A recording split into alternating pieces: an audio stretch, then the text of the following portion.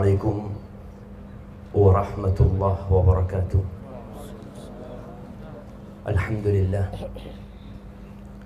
alladzi bi ni'matihi tatimmus shalihat. Segala puji bagi Allah Jalla Jalaluh yang karena nikmatnya kebaikan-kebaikan menjadi sempurna, yang karena rahmatnya niat-niat baik hamba dapat terlaksana. Allahumma salli wa sallim wa zid wa barik wa an'im ala abdika wa rasulika Sayyidina wa maulana Muhammadin wa ala alihi wa ashabihi ajma'in. Ya Allah, semoga salawat dan salam, berkah dan nikmat senantiasa Engkau curahkan untuk hamba kekasih-Mu, untuk baginda Nabi kita Muhammad alaihi salatu wassalam, untuk keluarga beliau, untuk istri-istri beliau, untuk putra-putri beliau, dan untuk seluruh sahabat Nabi. Semoga Allah meridhai kita bersama mereka. Amma ba'd, hadirin rahimakumullah, khususnya saudaraku Abdul Malik Amir bin Talib hafizakallah. Sebentar lagi engkau akan mengucapkan sebuah ikrar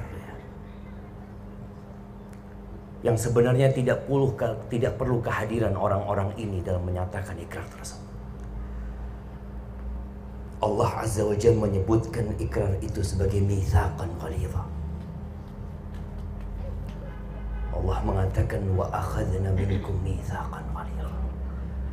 Dan perempuan-perempuan itu mengambil dari kalian sebuah perjanjian yang berat. Mungkin engkau sudah belajar berulang kali untuk mengatakan gabiltu nikaha wa tazwijaha bil mahril madhkur. Bisa engkau bayangkan dengan ucapan itu Sofia menjadi milikku. Abdul Malik tidak pernah punya andil sedikit pun dalam mendidik Sofia, membesarkannya. Ketika sakit dirawat, diantar ke dokter, disekolahkan, diajarin. Hanya dengan ucapan itu jadi milikmu. Maka ingat bahwa engkau akan dimintain pertanggungjawaban oleh Allah Azza wa Jalla atas ikrar yang kau katakan. Innamal a'malu binniyat. Amalan-amalan itu harus ada niatnya. Abdul Malik datang dari Purwakarta sampai ke Asem Bagus ini. Kalau ternyata niatmu bukan untuk Allah Azza wa Jalla, ketahuilah bahwa semua yang dikerjakan bukan untuk Allah akan sia-sia. Sayang ketika engkau capek, lelah. Karena sebagian orang menikah sampai hari ini dia tidak tahu kenapa dia menikah. Maka niatkan kau menikah untuk mengikuti Rasul sallallahu alaihi wasallam. Bagaimana Nabi alaihi salatu wasallam mengatakan, "Faman raghiba an sunnati falaysa minni." Barang siapa yang tidak suka dengan sunnahku maka dia bukan dari golonganku, kata Nabi sallallahu alaihi wasallam. Niatkan menikah dalam rangka memperbanyak umatnya Rasul sallallahu alaihi wasallam, menjaga kehormatan dirimu.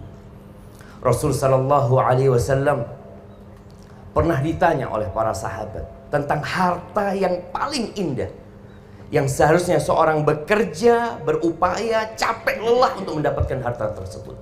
Kata Nabi sallallahu alaihi wasallam, "Afdaluhu lisanun dzakir wa qalbun syakir wa zaujatun mu'minatun tu'inuhu ala amril akhirah." Kata Nabi SAW, harta yang paling mulia yang seharusnya kita berupaya untuk mencarinya, yang pertama lisan yang pandai berzikir, yang kedua hati yang pandai bersyukur, yang ketiga istri yang beriman, yang membantu suaminya untuk urusan akhiratnya.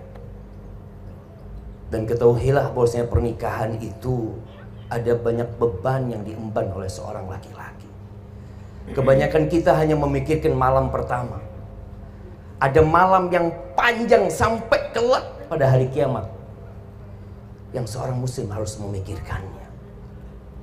Rasulullah sallallahu alaihi wasallam pernah berpesan kepada para sahabatnya, "Khairukum khairukum li ahli."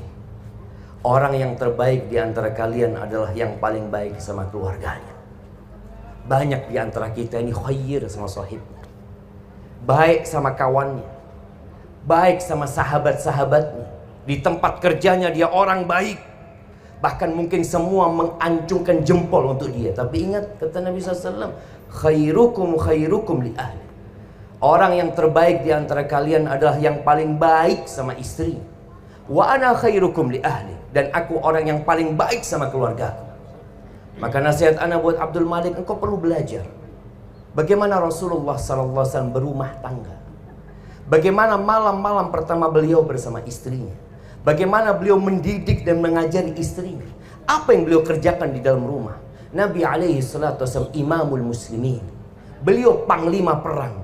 Tatkala beliau masuk rumahnya, kata Aisyah radhiyallahu taala anha, kana fi mihnati ahli. Nabi SAW kalau masuk rumah itu bantuin urusan keluarganya. Beliau kadang-kala menjahit sandalnya sendiri, memeras susu kambingnya sendiri. Mungkin timbanya rusak, beliau perbaiki sendiri. Sallallahu alaihi wasallam. Sebagian kita sekarang berpikir kalau bantu urusan istri aib, kata dia. Aib apa kau bantu urusan istrimu? Rasulullah sallallahu alaihi wasallam wa huwa sayyidul bashar. Beliau melakukan hal itu. Dan ketahuilah bahwa yang engkau nikahi Sofia ini bukan bidadari. Hari-hari akan menyingkap. Mungkin selama ini kau berpikir Sofia adalah gadis yang sempurna, yang cantik, yang penurut. Semua keindahan ada dalam bayanganmu. Tapi Rasul sallallahu alaihi wasallam mengatakan Sofia ini bengkok. Khuliqatil mar'atu min dila. Perempuan itu diciptakan dari tulang rusuk yang bengkok. Kalau engkau ingin luruskan dia, engkau akan ceraikan dia.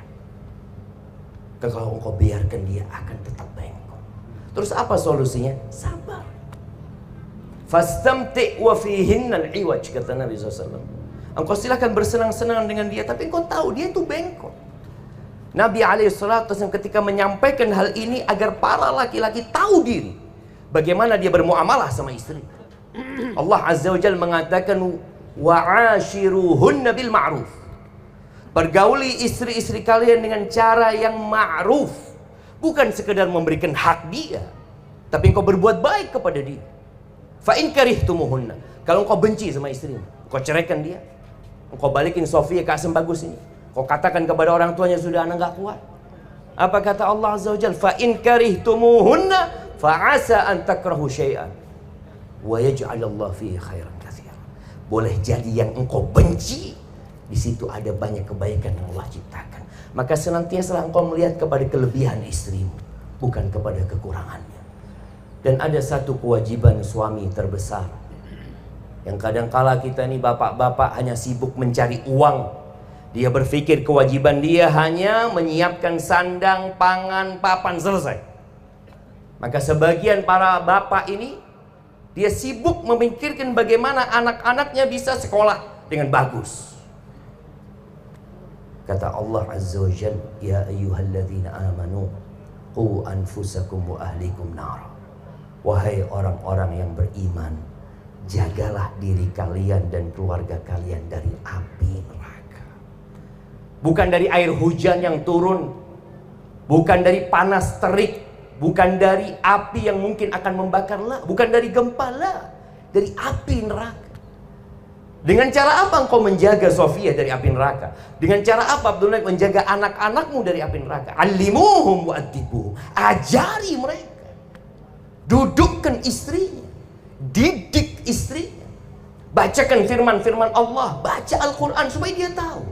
Ketika engkau mengatakan, anak bukan ustaz, anak gak punya ilmu agama, anak gak ngerti tentang jalan menuju surga, bawa istrimu ke majelis ilmu.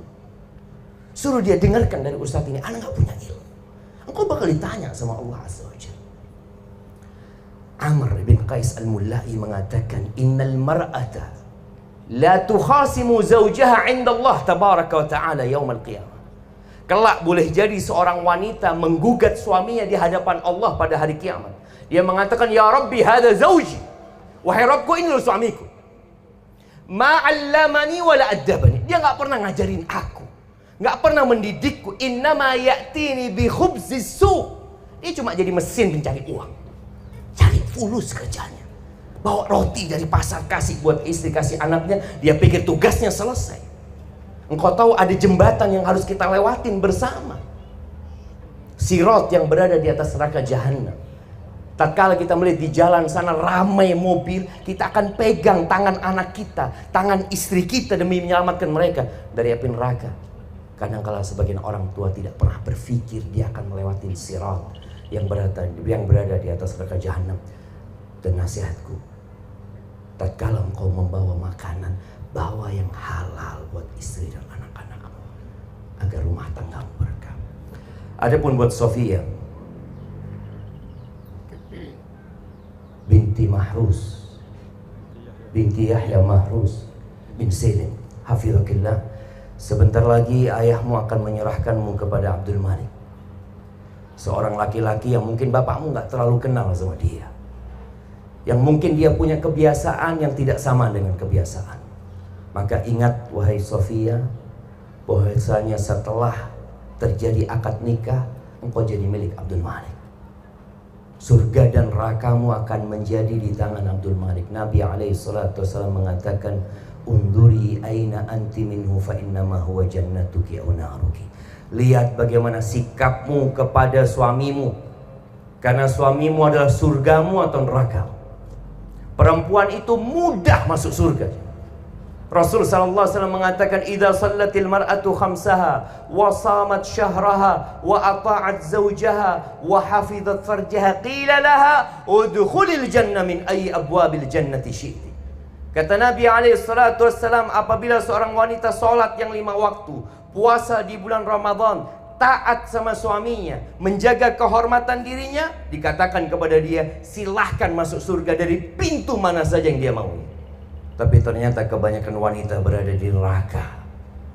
Apa penyebabnya? Apakah karena dia tidak sholat? Sholat dia, ngaji, puasa, sodakoh mungkin dia. Tapi masalah satu, kata Nabi SAW, yakfurnal ashir wa yakfurnal ihsan.